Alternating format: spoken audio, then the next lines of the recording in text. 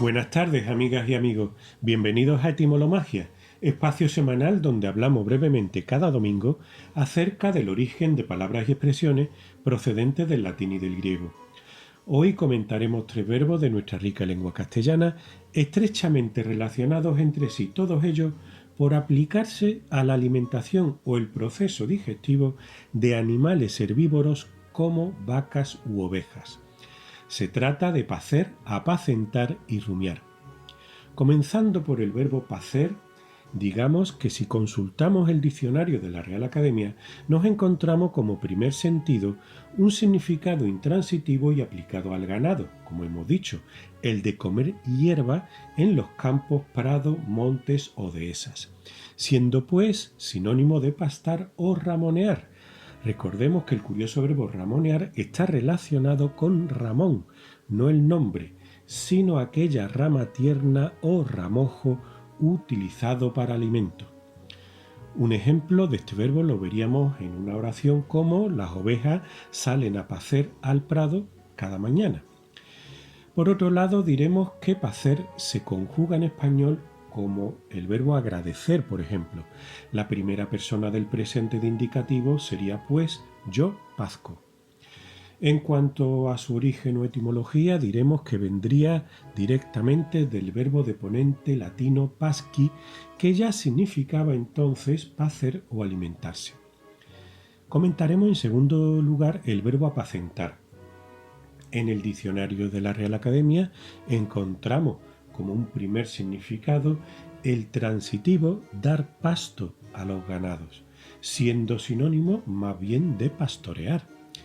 En cuanto a su etimología, diremos que proviene directamente del verbo compuesto atpascere, que significaba llevar a pastar literalmente. Aparte, también apacentar, alimentar, nutrir o hacer pastar.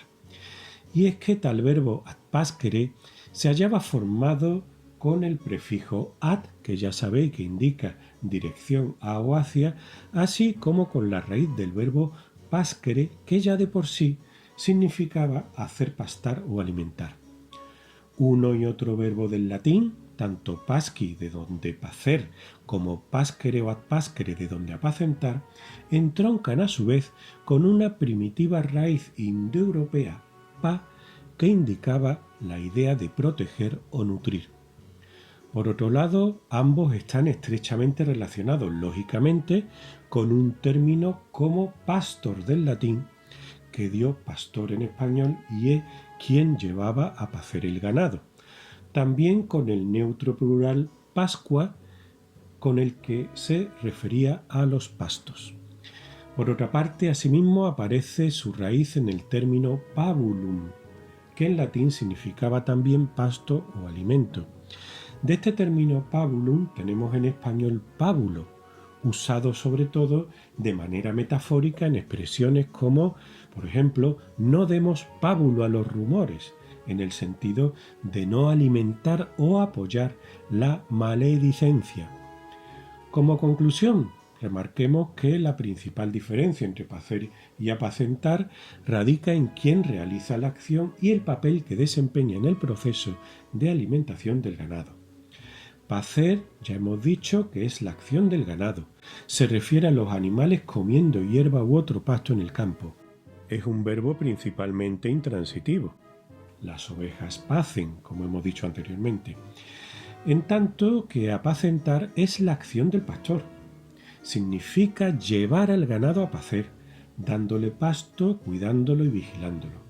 Es un verbo transitivo.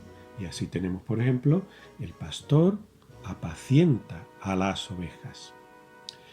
Y ya en tercer lugar comentaremos por último el verbo rumiar. Según la Real Academia de la Lengua, rumiar es la acción de masticar por segunda vez, devolviendo a la boca el alimento que ya estuvo en el estómago de ciertos animales, como vacas o cabras. De ahí que denominemos rumiante al animal que realiza este proceso de digestión de 2 etapas. Metafóricamente, ya sabéis que se utiliza el verbo rumiar para describir el acto de reflexionar detenidamente o considerar algo de forma insistente. Respecto a su etimología, diremos que la palabra rumiar proviene del verbo latino rumigare, que a veces encontramos como ruminare con el sentido de remasticar o masticar dos veces. Derivaría a su vez de la raíz del sustantivo rumen, que hacía referencia a la panza o primer estómago de estos seres vivos que devuelven la comida para volver a masticarla. Acabaremos diciendo que el verbo rumiar lo vemos en el vocabulario español latino de Antonio de Nebrija en 1495, así como en el diccionario de la Real Academia Española de 1737. Bueno, pues hasta aquí hemos llegado, amigas y amigos. Os deseo una feliz semana. El próximo domingo volveremos a las andadas etimológicas.